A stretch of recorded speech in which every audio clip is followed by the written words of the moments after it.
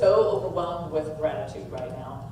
And one of the reasons for that is because of love and friendship. So I just really want to honor and acknowledge and thank Suze for loving me immediately when we met, and vice versa, and inviting me to be here today so that I can share my heart with all of you. I also want to thank Reverend Bill for saying yes, and also for following the wisdom and his intuition to bless me by choosing this talk title. This talk title, out of many that I offered to him to choose from, is so perfect because I'm living it right now. My talk title is Joy is for the Courageous. And I just have to laugh because when I wrote that down, I thought, oh, that's good. I like that title. And then it started manifesting itself in my life. The courage that it takes to be joyful can sometimes be pretty intense, and we'll get more into that in just a minute. So I also want to share with you that one of my big loves in life is words, the power of words. The power of words when it's spoken in prayer, the power of our inner dialogue, and how creative that is. And one of the things I love to do with words is to look them up in the dictionary and really get the meat of what they mean. So, of course, I started with doing that with this talk. Joy, a feeling of great pleasure and happiness. Seems rather obvious, but what really got me excited were all the synonyms for joy. So I'm going to ask you just to humor me for a moment. Close your eyes. I'm going to read some of these juicy, delicious synonyms for joy. See which one really hits you and strikes a chord in your heart. Delight, jubilation, glee, exuberance, elation, euphoria, love that one, and my absolute favorite, bliss. So just soak that in for a minute. Love that. Love those words, the power of words. And now for courage. Again, some of these may seem obvious, but when you hear how they are defined, it takes on a deeper meaning. Courage, the ability to do something that frightens one. Okay, I can hold that one standing here with you. I'm going to stand for that. This one's interesting. Strength in the face of pain or grief. My favorite is this one. Courage, the quality of mind or spirit that enables a person to face difficulty, danger, or pain. So I had to ask myself, because I could hear people wondering now, why would one need courage to be joyful? Joyful sounds wonderful. It's all positive. Why would you need courage to be joyful? I have a couple of ideas for you. Maybe some of you might resonate with these. One of those is, say that you admit to what brings you joy. You admit it to yourself. And then you take action to go and create it and experience that joy in your life. It's risky business. I have to tell you, and some of you already know this for yourselves. When you do that, you take the risk that you could fail. You might not achieve that goal or that desire. It might, probably will, just so you know, look different than you expect. Another risk about joy that requires courage is that, say you achieve that joy, you're experiencing it, showing up maybe in the form of a relationship that you've always wanted, or an experience of expression in a job or some creative endeavor. And you're just relishing in it, and then it goes away. It departs from you. And then you are taking the risk of experiencing loss, disappointment. But I ask you to look back on your life. Consider a time when you experienced deep joy, and then you experience moving on, because that is the nature of the human experience. It will come and it will go. And how did that impact you? It stayed with you even when the experience left. You had the memory which empowered you, hopefully, to realize what you could experience, what you could create, so you could get out there and do it again, which is a whole nother layer of courage. So having courage to be joyful also might look like me. Standing right here in front of you, facing this experience of claiming my joy, claiming my good, and then bumping right up against, and maybe I'm the only one that has this voice, in the back of my head, that says, who do you think you are? So who do I think I am? I'm a brave, courageous woman. And I said yes to my good, and part of that led me here to be with you. So part of my gratitude today is profound, and it's for each one of you, every face, every set of ears that's listening to me. Because you are, whether you knew it or not, playing a role in me living my dharma, saying yes to my good. I was given an opportunity, an invitation, to go back to this beautiful sanctuary on 70 acres of land in Virginia. I've done it twice before, where I house sit for some friends of mine, take care of their animals for a month. I call it the month in paradise. So the first time that I was given that opportunity, I was on a trip.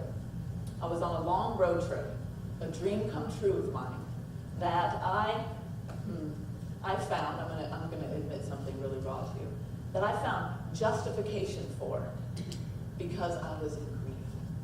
I had always wanted to travel the country. I had this dream about throw my suitcase in the back of the car and hit the road. And the only thing that gave me permission to do that was that my beloved husband died of cancer. And so this is just an interior dialogue that I had in my mind, that I needed justification for that level of joy. So I took it. Everybody was supportive. Yay, wonderful for you. Go heal. I spent 9 months on the road in the motorhome with my dog. And part of that included staying at this sanctuary. So now the opportunity comes back again recently. The invitation comes back again. And I'm an immediate yes. I want to go. It's wonderful. I love it there. I want to go on a road trip so I can bring my new dog. She's laughing because he's at her house right now, raising Cain, I'm sure. And I said yes, and you know what? I was not only confronted with who do I think I am, but how dare I? You know, I think there's a plague in human consciousness that we are evolving through right now. It's called the belief that we don't deserve. So I needed some kind of a justification. And I bumped up against that conversation in my head. How can I walk away now, from this life? I don't have any big drama or trauma to justify it. I have to admit, I got close to creating one just to make it so that I could go. I caught myself at times, thank you, but I highly recommend working with mentors and we call you on your stuff. I couldn't get away with it. So here I am, this being one of my first stops on a 2-month journey across 10 states. Me, my dog, on the road again. So I just want to remind you that joy does not need justification. So if there's something about you that's calling you, that wants you, just pay attention. Have the courage to say yes. One of the other reasons I think that it takes courage to be joyous is that you might find that when you claim you're good, people in your life will echo that interior dialogue, either verbally or in those very clear facial expressions. The little, she's going to go do that, huh? Why does she get to do that and I don't? And one of the challenges for me has been to be joyful and not feel guilty about it. After all, the world gives us a whole lot of fuel for that fire to move into those conversations about all the difficulty, right? The sadness. How dare I be happy for no reason when there are so many people suffering? And recently I had a really great question come to me that I chose to answer. I did my column, the Ask Stef column in the magazine. I always choose the question that I really don't want to answer, because I know that it's confrontive, and I know that not only do I need to explore what's going to come through me to answer that question, but it'll be good for me, and hopefully it will touch all my readers. So this is what I said. Nothing lifts the vibration on this planet more effectively than brave souls choosing to love and appreciate their lives. I'm going to say that again. I'm really, in this moment, I do a lot of spiritual downloading, just trusting the way that spirit moves through me and leaning into that. And right now I'm really feeling all those people south of us that have lost literally everything. We've all experienced loss in our lives, but I personally have never experienced that kind of loss. I'm trying hard to imagine what that would be like. that everything I've worked for, everything I've created in my life is gone, material-wise. So I'm taking that in this moment, and I'm imagining those people, really hold them in prayer. And even in the midst of that, let's stand together and claim for them that even in that loss, even in that devastation, we have the power, they have the power to choose joy. Nothing lifts the vibration on this planet more effectively than brave souls choosing to love and appreciate their lives. You can do this even when feeling pain and heartbreak. You don't need to marinate in it. Love that phrase. You don't need to marinate in the misery or the difficulty. Acknowledge it. Don't ignore it. I think that's really important. We're not talking about spiritual bypassing here. Okay? You might have heard that phrase. I'm not advocating that. Don't marinate it, but don't ignore it. Then choose thoughts, words, and actions based on the truth of our oneness with each other and with God. A compelling way to do this is to ask, how can I be a blessing right now? How can I be a blessing right now? My mentor once said to me, if you're going to ask that question, then you have to be obedient to what you hear. Okay, I tuned you right out with obedient. Obedient, not my favorite word. What do you mean obedient? No, I'm not going to do that. Instead, like I usually do, I kick and struggle and fight with her about it, and then I do what she suggests. So I want to recommend that to you, to ask that question. How can I be a blessing right now? That's a courageous question to ask. One of the things that surprised me when I started asking that question is that I had assumed that I would get guidance about how to serve others, which I have, how to make a difference in an individual's life. But what really surprised me was the messages that came in about how to take care of myself. Stop your busy spinning, I heard one day. Sit down and pray. Oh, I'm way too busy. I can't be obedient to that. Have you seen my to-do list? I can't stop. But I did. And what came to me, actually I'm laughing now because I'm just putting this together. The way Spirit works. One of the things that came to me was the title for this talk. And I sat down. That joy is for the courageous. So, let me see what else I wanted to say here about that. Oh, I love this idea that downloaded yesterday. One way to be courageous and to claim joy is to have what I call chutzpah. I love it. Did you know that chutzpah's in the dictionary? It's an actual word. Chutzpah, I'm going to tell you, shameless audacity. Shameless audacity. That's wow. Okay, I'm in. Sign me up. So the chutzpah that I'm going to actually encourage you to consider doing. I'm actually going to challenge you to conjure up some chutzpah. And the next time that you are somewhere like the water cooler at work, or for those really brave souls, you're at a family gathering, and the conversation is that normal kind of conversation that we're all kind of used to. You know, I call it the ritual of complaining. Okay? So we do it, it's a habit. And usually when groups come in, how do we commiserate with each other? Do you know about this horrible thing that happened to me? And did you hear about that horrible thing that's going on down there? Did you hear about that? Yeah. We gnash our teeth on it. Now, again, no shame, no blame. The human experience it's a mix, let's just face it. But what I want to ask you to do to conjure up your chutzpah is to stand in the midst of that, to be in that space where and be hearing all these people and decide that your input is going to be something like, you know what, I want to tell you about how happy I'm feeling right now. Can you imagine? So here's what came to me yesterday. I thought, I'm going to ask you to do this. Have your phone ready, like with your camera, just have it in your pocket or something. Throw something out there like that.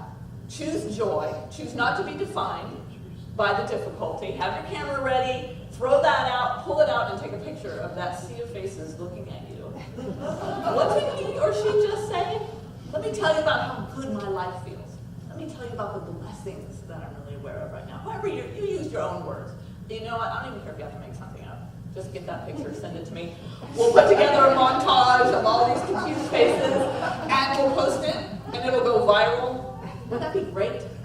You know, the shock of what it's like to have somebody to have the chutzpah to bring joy in when the conversation is difficult, what's not working, what's difficult. And again, I'm going to go back to what I said earlier. I'm not talking about spiritual bypassing. I'm not, it's true. The statement is true that it's all good. Can I just say that? It's true. It is all good. But when there's difficulties happening in our own lives, or in the lives of people that we care about, or people that we don't even know, what I'm talking about is acknowledging it,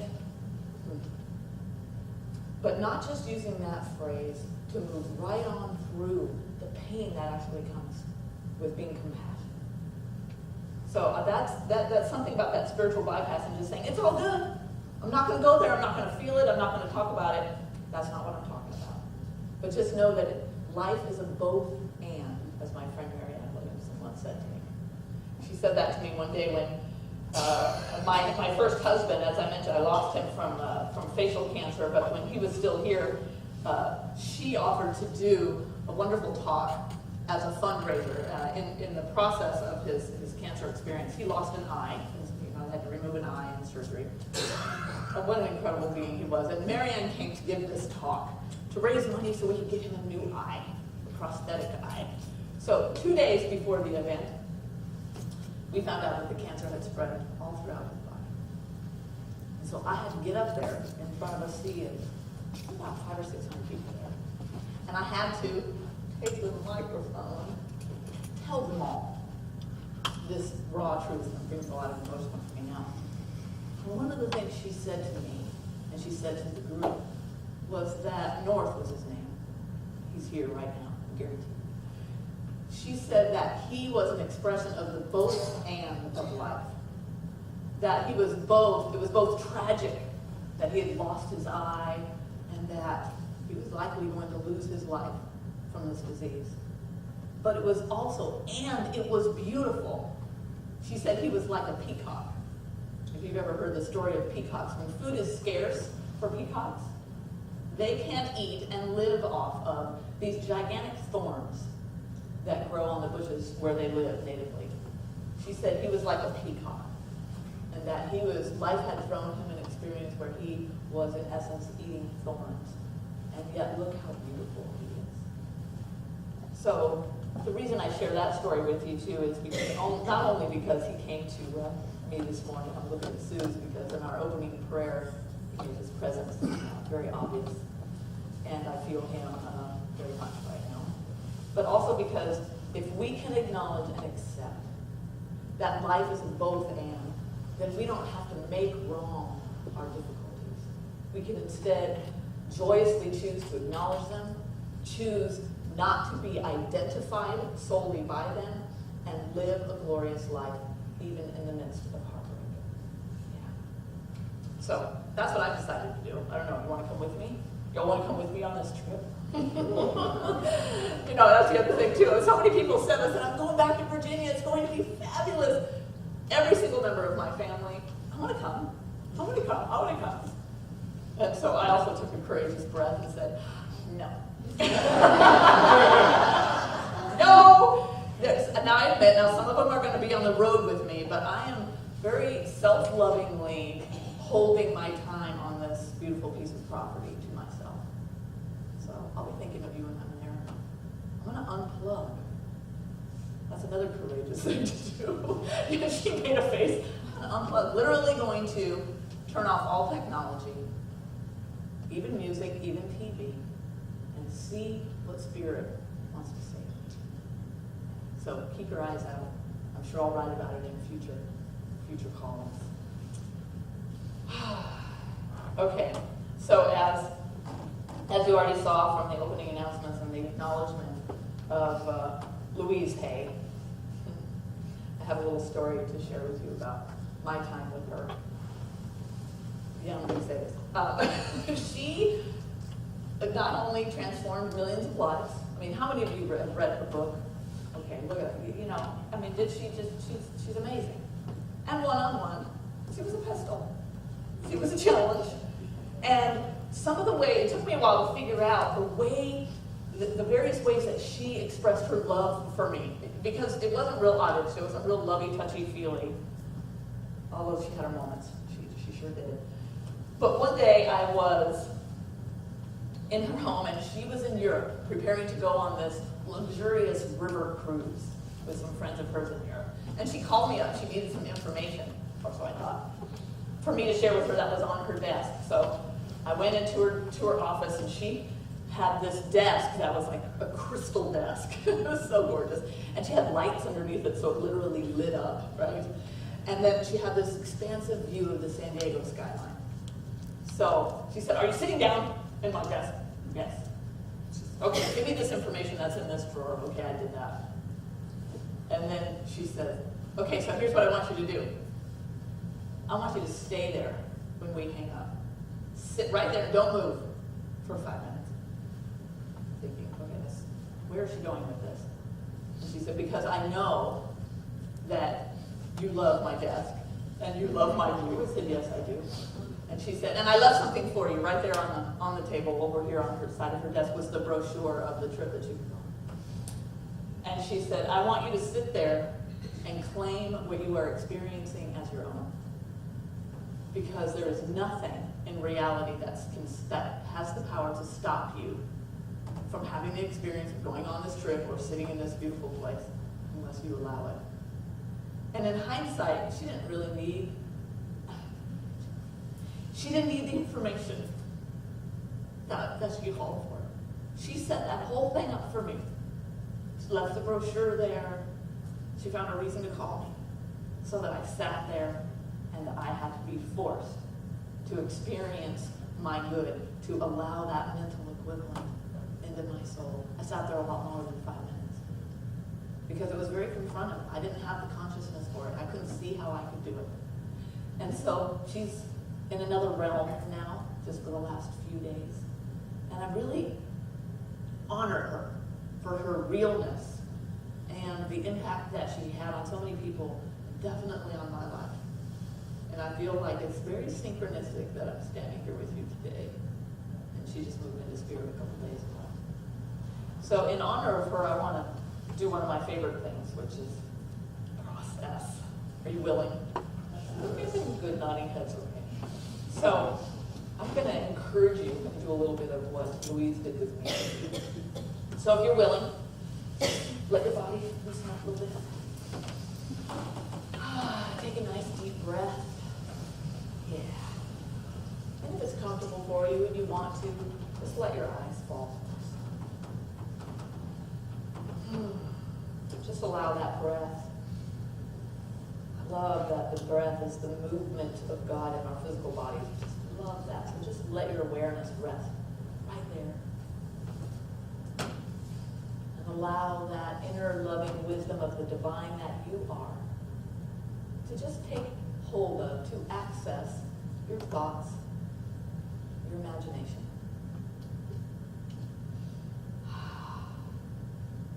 And in this safe and sacred space, allow that wisdom of spirit within you to bring up into your awareness some great good that either already or you imagine will bring you joy.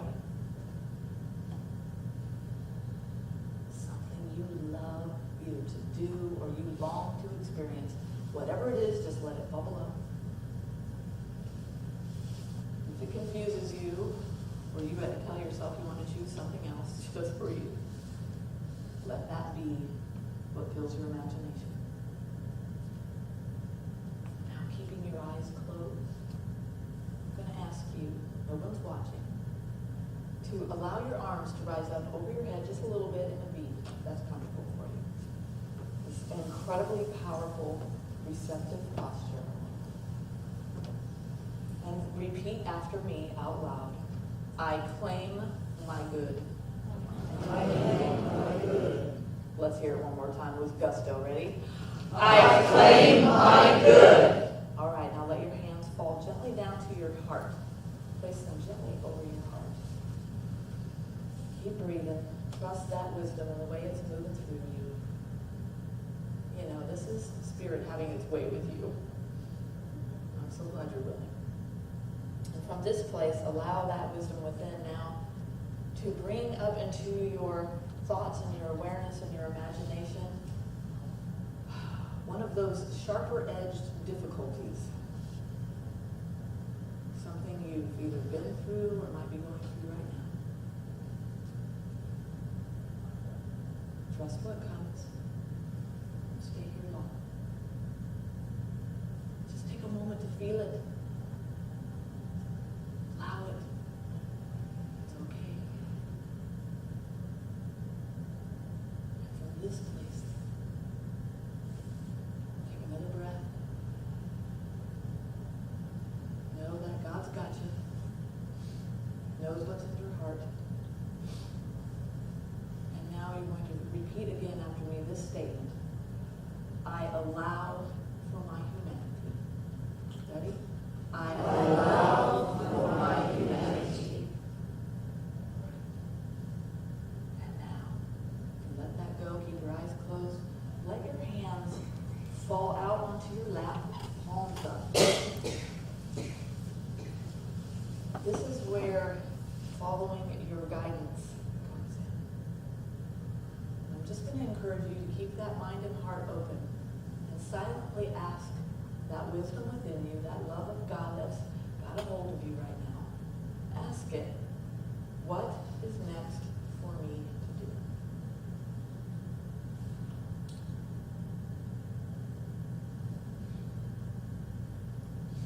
Again, trust whatever comes. It might surprise you.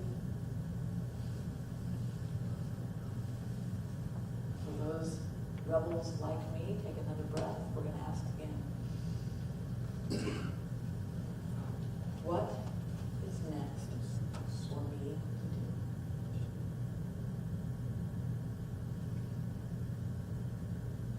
Again, I want to encourage you to have the courage to be obedient. Yes, that, to what you hear. Lean into the courage it takes to have trust in the way that the divine moves through you. And before you open your eyes, I'm going to ask you to say it again. Bring your hands back to your heart. Another deep, full breath. And together we're going to say what we started with. I claim my good. Ready?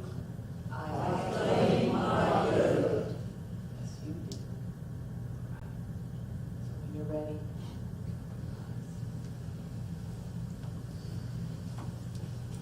thank you for your willingness. I just really want to encourage you, if you're brave enough, to maybe share with one person. We don't have to do it right now, but share with somebody. Use the power of your words, your voice, to share something that came through that experience for you. If you don't feel comfortable doing that quite, I want to nudge you to do it. But if you don't, write it down at least. Because in my prayers and in my preparation for being with you, part of my goal, my dharma, my reason for being here, is to be a place of possibility that opens up new awareness so that the people I meet, the people I touch, the people I speak with and work with, learn how to love their lives more. The name of my business that I started 20 years ago when I became a practitioner was Loving Life Services. So honestly, I do care. I want to say this. I do care, but I don't care about the stories that you have listened to and kept in place that have justified not living the life you love.